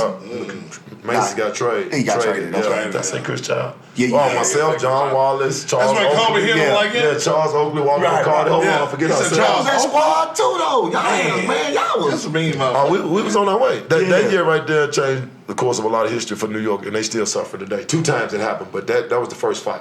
We was up 3-1 in Miami, waiting for Chicago. Had split 2-2 in the regular season with Chicago. Had no fear of Chicago. Can't get beat by Chicago. Can beat Chicago because at that time, Mike in the midst of that second 3-pick. Gotcha. We don't know you're gonna do that. Right. At that time, we beat you, and we showing it. So we up 3-1 in Miami. I mean, you can see it to this day. I can still look at P.J. Brown picking up Charlie Ward and looking, flipping him in the air, and me and Pat Ewing because I'm dressed to the nines. I don't. You over there like that. The game over. So Pat Ewing is not in the game. So we don't even step on the court. His foot here, my foot there, and we holding on each other because that's the rules back then. And we looking like, boy, we going because we Knicks. Right. I think they win the fight. But them Knicks in Chicago games, man, was like World War II. Chicago, Boston too. Boston, Indiana. I think those type of when back then the way that the game was played, that every team had a big man and a power forward who wasn't going. Right. So it made it looked like it was a little more physical than what it was. You know what I mean? So everybody had an enforcer, everybody had a big center, and then let's go at it. And then on the East Coast, a lot of that. Oh, it was all brutal all the time. And we had like a for real now. Like I said, I'm out of the game now. We had for real rules. You know, you gonna get fined first of all. You gonna get fined if he come through there, shoot a layup, and ain't no contact or no foul. If he hit the ground and you pick him up like we appreciate him. Yeah. You gonna find 3-4 pink slips of paper in your locker. Against our team agreement, because we agreed to be this way. We're gonna play this way. Right. It's the only way we beat Michael Jordan. Not we ain't worry about the other NBA. Yeah. You know what I just said? We're gonna play this way so we can beat Michael Jordan and the Bulls. When you first met, was you kind of Mike? Was you kind of starstruck? Yeah, and still to this day. See, that's what I'm about to say. What was your Michael Jordan moment? Yeah. Well, I got dual moments because I ended up playing with the Wizards a little bit. Okay, and it became personal a little bit more. But when you see him on the sideline, first of all, I'm you know anything about New York? No Jordan. No, at that time. I only won number 5 because they wouldn't let me wear number 23. I got you. Little thing, because I couldn't wear 32 because the vet had it, so I'm gonna switch it and wear 23. No, you ain't gonna wear 3 plus 2 5. Okay, so we ain't gonna talk about that. Right. Now, no ball head. No ball head. No ball head. For real? So I thought he had to throw out. You thinking about you. It's the Cypher podcast, man. It's real. You getting all the exclusives. Yeah. All the exclusives. You better not look like, and you better not wear no Jordans in this building. Really? Even though you couldn't be, because Jordan was cool, he gonna give you some. Everybody wanted to be him. Charlie Wood gonna get his Jordans from Jordan. Right. We gonna ask him for him every game. Because they all, at the end of the day, they all friends. They all homies. But when it's NBA season, at that time, it's no friends. Yeah, and that's right. Yeah. And we had that. Yeah. And if everybody know how Jordan treated the NBA at that time, a lot of coaches were giving him a negative tone with that. He a snake. He's a black cat. He bait you in just to. What do you think he's supposed to do? You know, he gonna befriend you when the time. I saw with my eyes. I saw what the best supposed to be. I saw what the best results supposed to be. I saw what the best look like from the moment they get on the court to the moment the game over. You see from the shoes, the way he chew his little gum, his boy pants way up. Michael Jordan pants way up in the left line. Get what we gonna put those up. Slide on your cam. And you watching him go through. He don't miss no layup. Dunk it in. You look everything look like. Like Jazz versus Bulls on the game. Look, and then they show you on the video. This how they do you real talk. New York Knicks, we got the biggest video. We got the books. We gonna go everything. That next morning, they look at you. Look, they got the camera right on us. All 3 rookies. Yeah, I'm in the suit. The 2 dress right here. And that's how you look at that. You catch yourself like that out there, and the vets too. Yeah. The Allen Houston and Larry Johnson who had to guard him and John Starks. Yeah, you find them consumed in them too. I've seen things happen right before the game that make me. What are you doing, man? Chris Childs drank 6 or 7 ginseng, 2 Coca-Cola and half a whole onion, and I'm thinking to myself, what are you doing? What's that supposed to mean? When I get in his face, I'm talking about. You don't eat a half an onion. What about my face? What about your own face? Hey, man. No, this is stuff as we talking. Right. These are things. Joe gets the goat, that's man. crazy. Yeah. And if you doing all that against the goat, man. And Chris Childs, that's he a man dude. He a Kobe good dude. He's solid. Kobe stole off. I think it was the other way around. That's why we're leading up to. Because if we look at Chris Childs, his MO was most of the time being doggish. Chip on your shoulder. I'm gonna look. That's why he wore that number 1. Yeah. He thought he should have been the first rounder, but he wasn't. Yeah. So he gonna show everybody why he should have so dead. But he done had some moments with the greatness, the Jordans, the Steve Smiths. Yeah. Because that makes him relevant. And I didn't realize that, boy, you crazy. No, I wouldn't be in the league, dog, if I didn't have this right here. These folks just gave me a 6-year, $25 million deal. I'm Chris Child. Boy, you better do your background research. Didn't you do your background research? Oh yeah, Chris Child, you in a minute battle. So when you an NBA player, when you first really start seeing the money, like how many years is that? Like when you first start seeing, like, you know, the guaranteed money 3 years at that time. So 3 year, $2.5-3 million guaranteed deal. You got a couple of boosts each year, and 10-15% of your money just cause, and then you got a lot of little small endorsements. That just gonna automatically be there. Then the NBA and its royalties and what they do twice a year is another $100,000. I mean, it was money that you didn't. And we'll talk about the stipends that you would get, travel stipends, little per diems and things that you would get that would add up to, by the time of the year, over a person's salary. So if the money you losing or spending or not having what you should have, it's never anyone's blame but probably yourself. Because if I lived in James Casey Holmes making that money, I'm a king. My resources ain't that much. Right. I got hit right. But then when you're in Greenwich, Connecticut, and then your mom in Sumner County, and then you got your own little self doing what you want to do, right? And then everybody got a car to go with it, And then you adding up $1 million, but you got $450. You know what I mean? Then we talking about. Then you trying to take care of everybody, but the thing that I feel like it hurts is the people who didn't help you get there. And you trying to fuck with them because that's your people. You're a good dude. You know you're a good dude because you had to be a good dude in order to get where you are. You also know what you didn't have, and you also know who supported and did things for you in a way that you couldn't do for yourself. So with that being said, you don't have that much of a luxury to say so much of a no. You have to be that access for some. You have to be that outlet for some of them to... What they gonna dream and where they realize they gonna come from? If you not the one to give them to it, because that car ride was a mean one. You know what I mean? That, when I went in your closet and took that shirt off, when I got that shirt out your closet, those are things that when I needed them $2-3, I know in the big scheme of things what they were telling us in the rookie seminar. I know in the big scheme of things when they say learn to say no, but this wasn't the big scheme of things. These were need people now. And I tell everybody, man, the money was never gonna be, it can't ever be when you know what you went through to get where you got. Right. And I tried to make sure every person was no longer we didn't splurge in the sake of just looking it wasn't done like that. Everybody knows that. Yeah. We just made sure we ate. Right. Everybody ate, and I think too many people ate. Right. When I say that, we would really eat. Like, I'm gonna make sure everybody fed. Yeah. And once I know that everybody fed, then everybody gonna be clothed. Right. Yeah. And you putting too many rules over rules over people's head. Once you start spinning outside of what, come on, man, ain't that much money in the world. Ain't that money in the world. And I thought I'd be playing 10 years making a certain amount of money. Yeah. And when you invest in yourself in a 10-year plan, which they do, how they set you up. Yeah. And you ain't got but 3 years worth of money. It don't add up. Yeah. And you're naive because you're young, so the teaching has to happen raw. You have to have a couple of headaches, a couple of head bumps. So I was out of, before I even touched my own money, I was out of $5,000 a month for 36 months. Really? You know what I mean? You dance for 180. Yeah. That's a whole lot, because let me put it this way, I'm not a willing power of attorney, but I didn't realize I had stopped or had negated the ability for the power, you know what I mean? Somebody to speak. Right. So now you got them investing things, the invisible money market shares and things that ain't gonna bring you a quarterback, but the money invisible, and they know this day one, so they use it to their advantage. Now they done made them a free $5,000 each month off of your living. Yeah. They know this kid ain't studying that because he gonna get that next deal. Yeah. And then when the next deal don't happen, just so happens it happenstance. You you start seeing the receipts on them file, and then you get it back after. But you shouldn't have to. But if Ray Allen and them a little smaller. Yeah.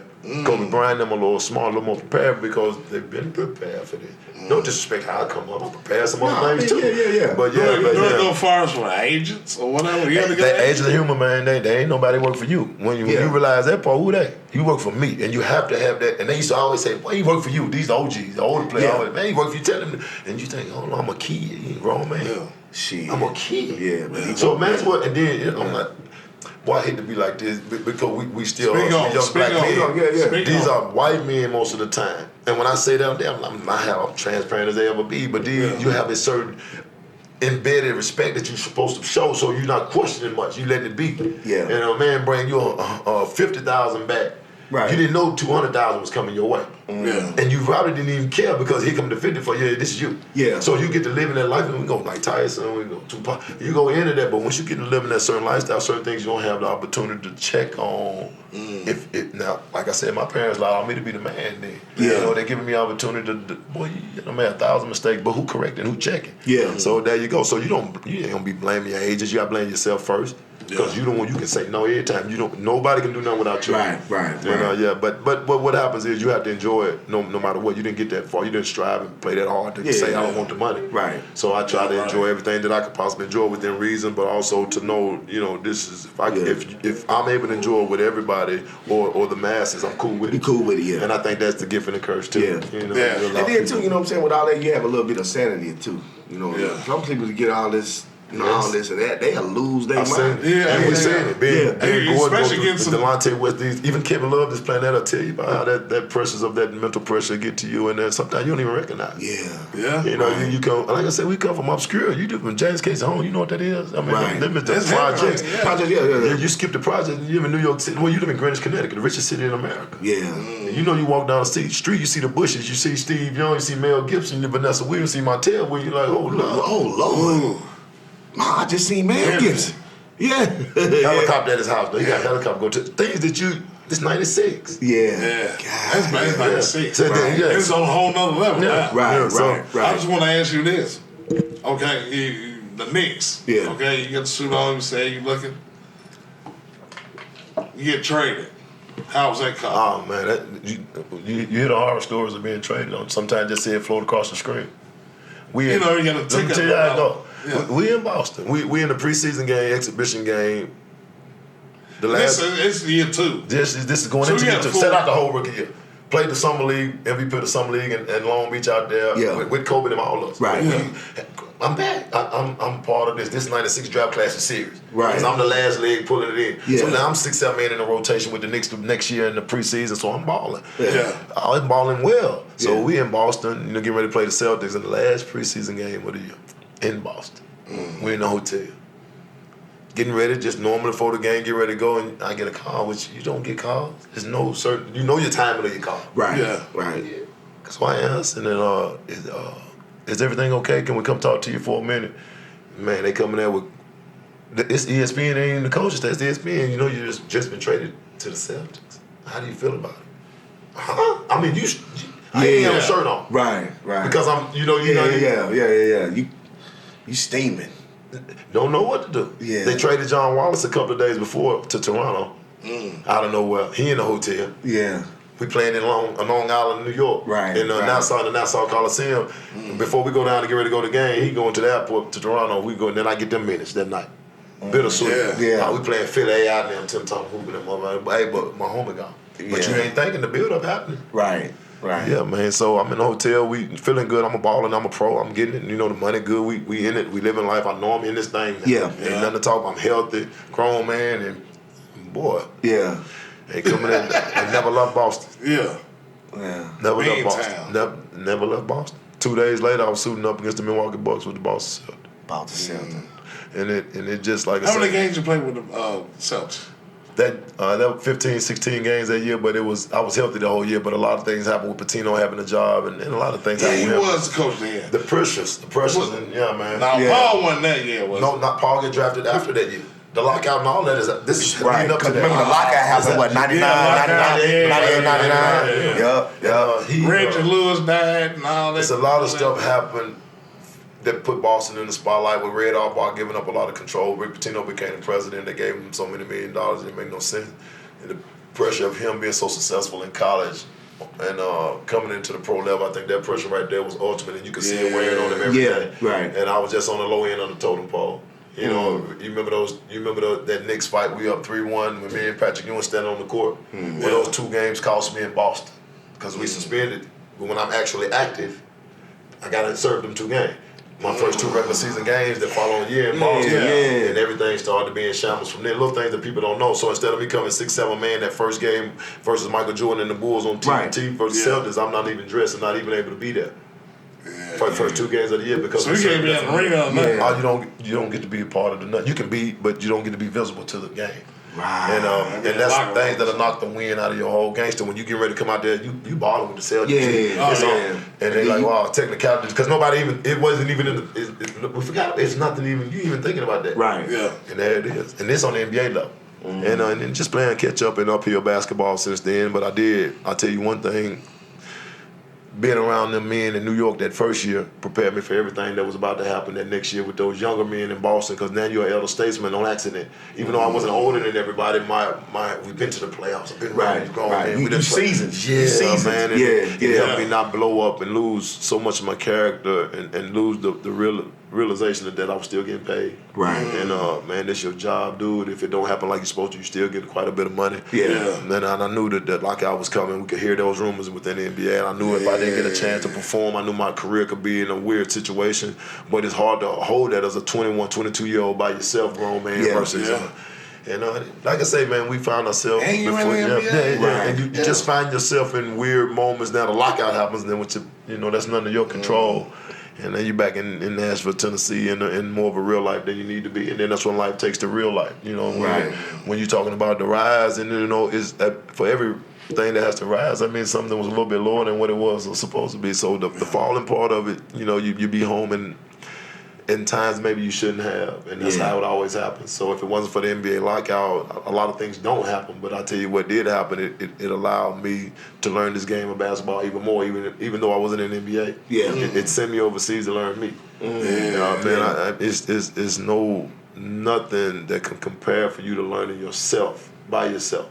In another part of the world, with just yourself, a translator, and hopefully another American who's similar to your liking, similar to what your likes are. Right. And man, it showed me basketball could be great without it being on TV every day there. Right. They treat you like Michael Jordan anyway. Right. Every game is ultimately packed. I mean, it's things that they really cheer. Yeah. So it's a real more. And you're getting a check. Right. That's what I tell folks, man. You're getting a check. You're a professional. Because your folks don't see, they'll be the biggest criticizers. Oh man, he ain't this. Man, hey man, he overseas getting the check. Well, they look right. They look at the NBA is the staple. Look, that's how they look at it though. Stephon Marbury got a damn statue of that nigga over there. Where in Beijing where I played. I left the year we leave, a year and a half later, Stephon Marbury right there in Beijing. He said he ain't going nowhere. Man, it's the greatest thing ever when you can. First of all, like you said, you get a check. You're eating and playing basketball, not so extensive. You don't have to. You better than everybody there. Yeah. I mean, don't get because of skill level. So you can lay up on all the Asians. Any way you want. But I'm serious. You are. But what makes it so valuable is don't forget you have to hold that standard all the way through to make sure you're raising the level of what they're doing in their country. Yeah. And when you start to be able to transcend your natural gifts and your appeal to those people, and that's what you're getting back to this Kobe again. That's why it's so globally loved, man. Right. Your appeal of the way that you play that game, but you also trying to show somebody who's of lesser what it takes to be a greater. Right. That dude was... Because it's going global like a motherfucker. Tony Kukoc was the first one. They bring it this way. But boy, when you talking about what's going on, because people realize Kobe was an Adidas kid first, then turned to a Nike kid, so that's two different crowds of people. Exactly. But Asia make all the shit. Yeah. Right. So when he's been over there all his life, back and forth in that world, and that's a lot of people. Yeah. And he's adored by a lot of people. But like I say, that's because of that hard work. Right. Even though I'm gifted and great, even though I've been given a little bit more. Man, I'll work you for everything that I get, and then that's back to that hunger and starving and being properly prepared. Yeah. So what do you think about the NBA today? What do you think about today? Yeah, man. Keep it 100. I wish I was drafted last 5 years versus 1996. If you're talking about the way I play the game in a way that.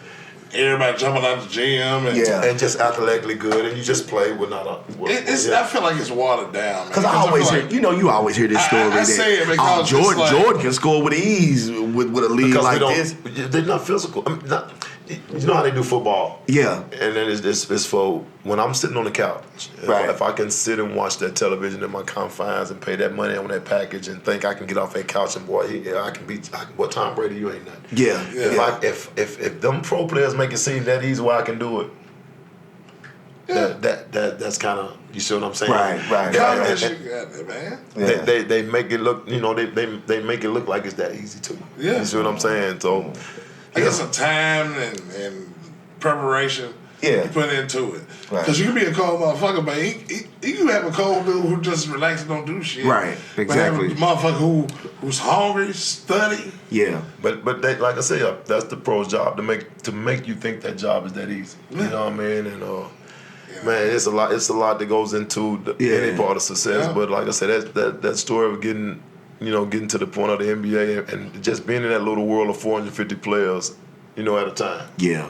And how many on the team? You know what I'm saying? 12 guaranteed. 12? They'll keep 15 to make sure everybody get a check.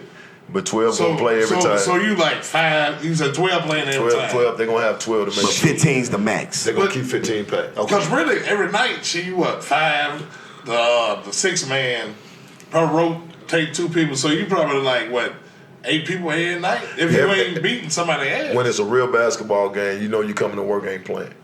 If you're on that last part of the roster, those first 8 are who they are.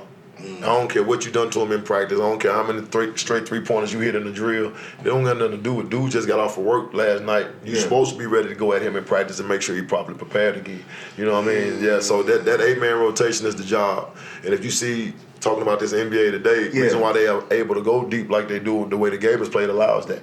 Yeah. It's a lot happening in a short period of time now because I ain't gonna cut your head. You come through there for a layup. It's very few contact, very little contact. It's very few physical basketball, which they don't make it more watered down. It's just these kids are so much more highly skilled than we are. You know, they're so much more gifted. They're not a train wreck waiting to happen. They could sit in that train wreck over there and come over here and ease off. You see what I'm saying? They skill level. So basically for a team, and I hate to cut you off, but just basically for a team, well, I mean, they got to protect their investment. They can't, they can't afford. At the same time, these boys is leaping. No, but I'm just saying, like these boys came from. Hey man, these boys over here leaping and turning. You know what I'm saying? It was catered to the moment. It was the moment. That's why they crying about Zion because he big. Everybody, for the last. Zion too top heavy. But that motherfucking leap out the gym. He can, but he's smooth. Yeah. He's physically able. Sean Kemp, Fox said it. Yeah, he reminds me of Charles Barkley some too. Yeah. That's who he remind me of. Yeah. Charles Barkley more of a sturdy build. If you talk about like you said, not less top heavy. But we ain't used to seeing that. Never saw. Everybody been lean. We never saw. We ain't seen it since what? Larry Johnson. But not Larry Johnson gifted. Larry Johnson come out there like. Because I heard him compare to him too. I see more. Zion looked like he never touched the weight so much as LJ looked like he never stopped. But LJ wasn't a big weight lifter. He's just gifted like that. He's just naturally big. Just like Zion. Okay. You know, Zion, maybe his shelf window is not that long. But I tell my man Tom. I told my man Tom. I said he's not gonna be. No. Yeah, he's not gonna be in the league that long. But his results in that short period of time. I don't think so. Well, a short period of time. Right. I mean, it's nothing bad about it. He looked living. Penn Hardaway short period of time. Exactly. These guys are so superiorly gifted that 5-6 years can be beneficial. I agree. You know, that's all he needs. I don't know how much he gonna get out there because the game gonna keep taking its course. And it's gonna change. He caught it at the right. Come up in our time, he a power forward, back to the basket, a little different game. You don't be so. It's not so much excitement because we're not letting you run the floor like that and handle it. Right. Yeah, this game he might get the rebound and he become the point guard. Right. Yeah. He might. You know what I mean? He take more 3-pointers now than probably every 3-point. He took 5 3-pointers his first rookie game. He did. Yeah. In 1996, you show me any player shooting 4 or 5 3-pointers per game. Mm-hmm. Now today's basketball, you show me who ain't taking 4 or 5 3-pointers per game. Yeah, you taking centers. Everybody. So it's not that they're not so much. We know they're not games intent physical, right? Because the way the game is so spaced and it's played. But these boys are physically, faster, stronger, yes sir, jumping higher, and know everything about the game when it's in their hand than we ever knew. And this part of it, in the IQ, what I'm saying, in the head part of it, that part is maybe a little bit lacking because they don't have to be because they can outrun you to the paint. They can jump over you to the paint. They can shoot that thing way back the logo so they don't have to figure out all the technicality. Right. But once you get those heady ones, those ones who are a little more knowledgeable about the game, more like the Trae Youngs and Steph Curry's, you know what I mean? He dropped 50 last night. And even Trae Young did. And even Zion being a Duke kid, you know, he got to have something. Right. Yeah. You know, he knows how to get his job done. He's not. He got a great coach. You're not going to be great at what you do and not know how to do what you do. Right. Now, is that going to keep working throughout? We don't know. We sure hope to watch him a little while. We don't wish any ill will on anyone. But if he stays healthy and the way that he's going, why not? I wish him ultimate success. They just let you know any other kid. Exactly. I got my last question when I'm going to ask at the end. This is my, last question. It is, You know what I'm saying? But it's not the last question, but, you know, we've been talking in your career and what you've been doing.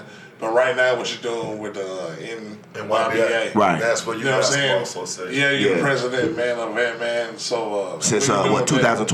2012. Yeah. So, man, you're doing that a long time. You see a lot of kids go off to college, be successful.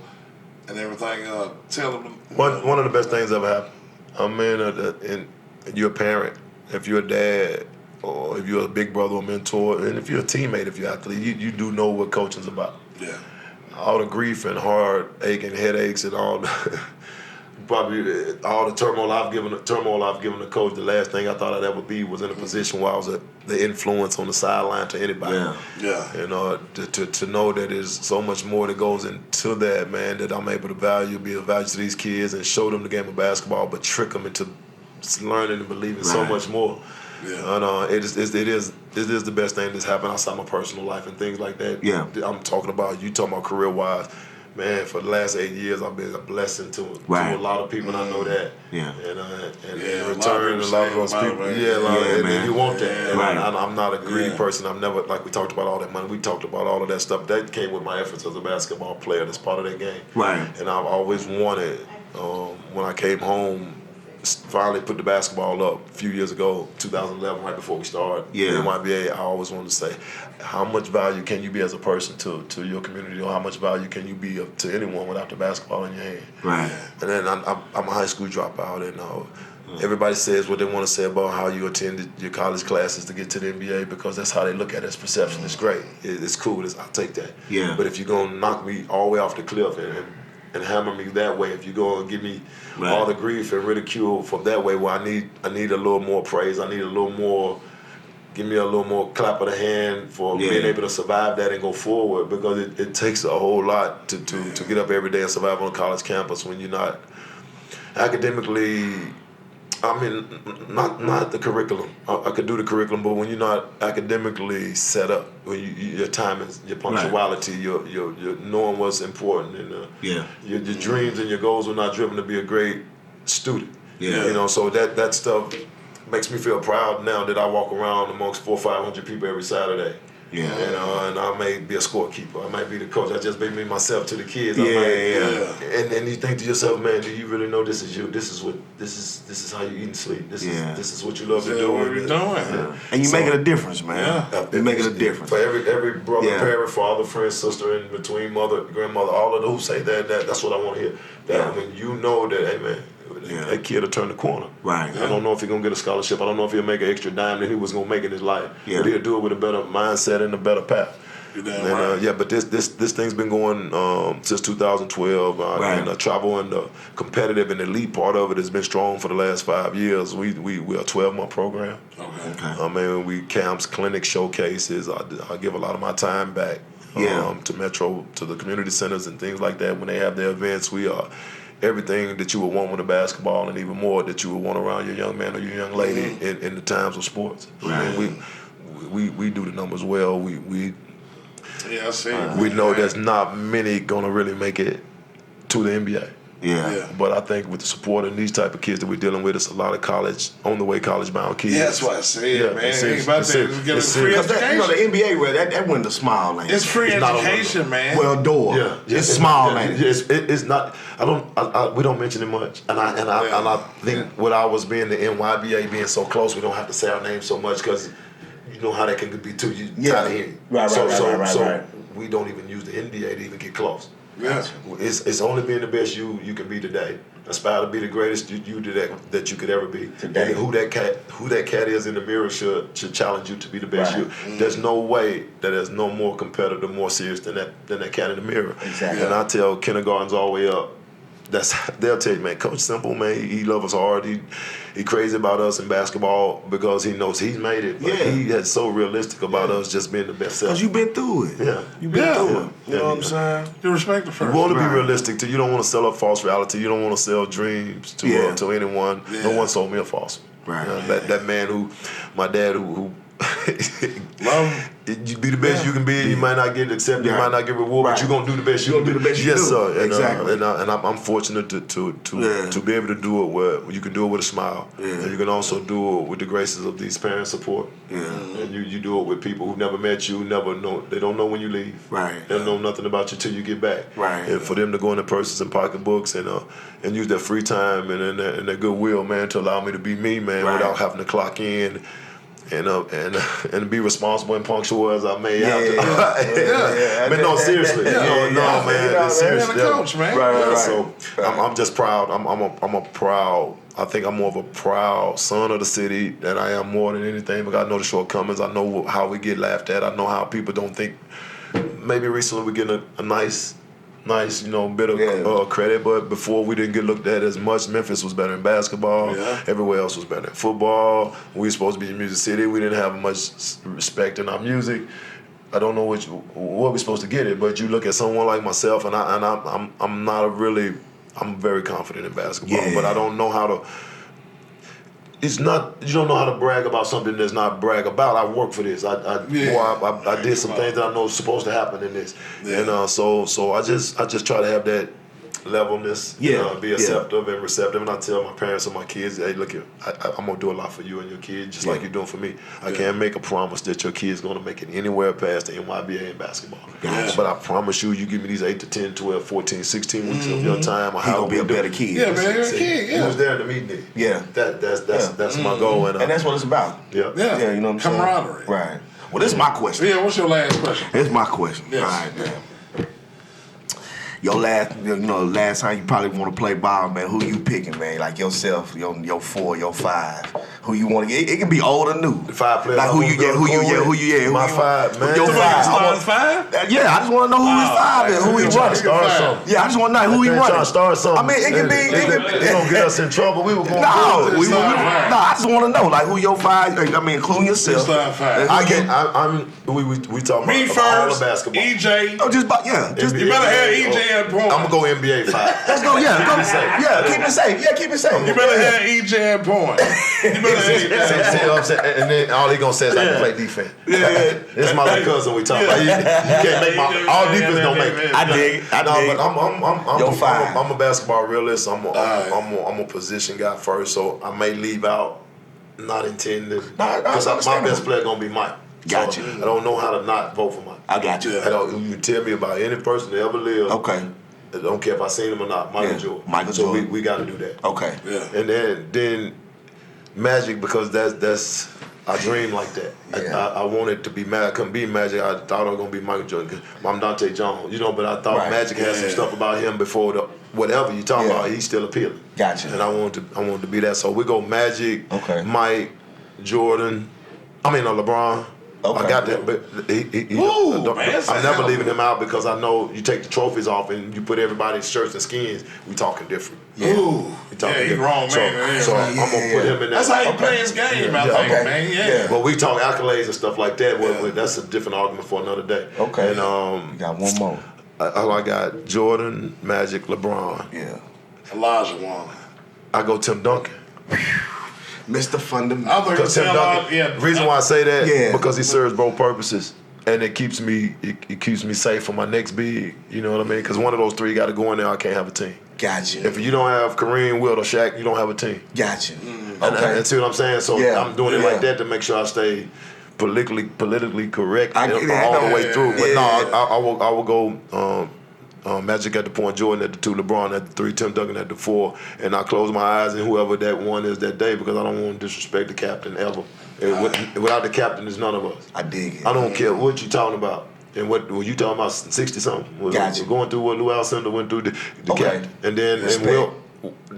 Just the opposite end of that same spectrum. Respect. Yeah. So, but boy, I saw Shaq live. Shaq live. I saw him. I played against him. I looked at him. I felt it. I was in awe as much as Jordan if you talk about larger than life. Yeah. You go 6 man. Who's your 6 man? We're gonna talk a whole lot because you can name and everybody don't put Kobe in there. You're gonna have a problem. It's gonna be an issue. And now he posthumous, so everything means a little more. I like Kobe. Yeah. Kobe right there. Kobe right there. Hey. For the black mama, man. Yeah. I like that. I'm definitely 2 + 4 is 6 anyway. So we leave him at the 6 man. We don't lose. That's dope. We talking numbers. Chat on the move, man. This is the Cypher with KJ man. Episode 13, man. Season 2, man. The Rise of Dontae Jones, man.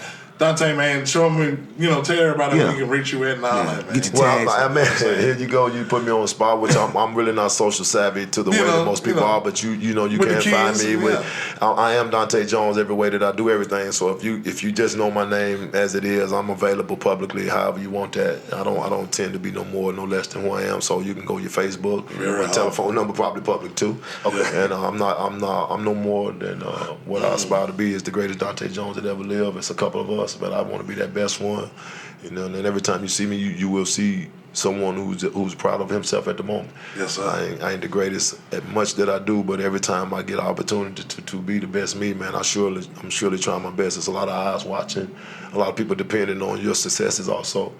For their successes, and if I can continue just striving daily, man, and getting opportunities like this to share it, for sure. I think we all win. Yes, we all win. So I want these kids to continue striving. Hard work pays off is our motto there. Yeah. And we recently started, like I told you, telling everybody to aspire to be great. Yeah. And every person look in that mirror, man, and challenge yourself to be the best the best you that you could ever be. Yes. And in everything that you do. And maybe one day you wake up and rest in peace, David Stern. And now it's Adam Silver, but then David Stern called your name. You went with the 21st pick in the 1996 NBA draft. Then you know what happens after that. There it is. Yeah. So I don't know how David Stern, I don't know how Kobe Bryant gets so linked to Dontae Jones. And then the last 3 to 4 months, we linked so. Really? So tightly, man. And I'm again, like I told you, you get to know me more, but Kevin been knowing, but KJ been knowing. We personal, and I'm touched to know that I'm a part of a little more than my little self. And being able to spread and share things that maybe not many will ever get to share, but I am one of those valuable vessels and tools to share. So, I meet to the max. I'm available in Nashville, Tennessee, as much as I think I need to be. There it is, to every default or shortcoming they may have, that's just how it goes. But I wake up to be the best me I can be, and hopefully everybody who's associated with that Nashville Youth Basketball Association and respects and recognizes those efforts are love efforts. You don't have to commend much, but you know that this passion, when I'm on those sidelines and I'm there for those kids, I don't have a set agenda. I don't know what I'm about to do each day that I'm in there, but I'm coming in there wide-eyed, bushy-tailed, ready to go to work. Yeah. And I appreciate all the support and even more the recognition when you know that your peers care. Yeah. So I'm here, man. I wish I could do more all the time. I love it. One day at a time, one day at a grind, be great. There it is. Mr. Dontae Jones, man. Yes, man. Yes, man. Yes, sir. It's a pleasure, man. Yes, sir. Thank you, man. Thank you. Man, it's this beautiful, is a Scattered Sights Entertainment production, man. This is the Cypher with KJ and N.Y.B.A. Yep. Season 2. Yeah, man. Episode 13, man. You can reach us on scatteredsights.com. Get everything, man. Sasquatch Pepper Clothing, man. Let's ball behind that corner. Just Jeff. Up Echelon Management. That's right. You know what it is, man. Catch y'all in a minute, man. Church. Yes, sir. Peace. Be great. Thank you.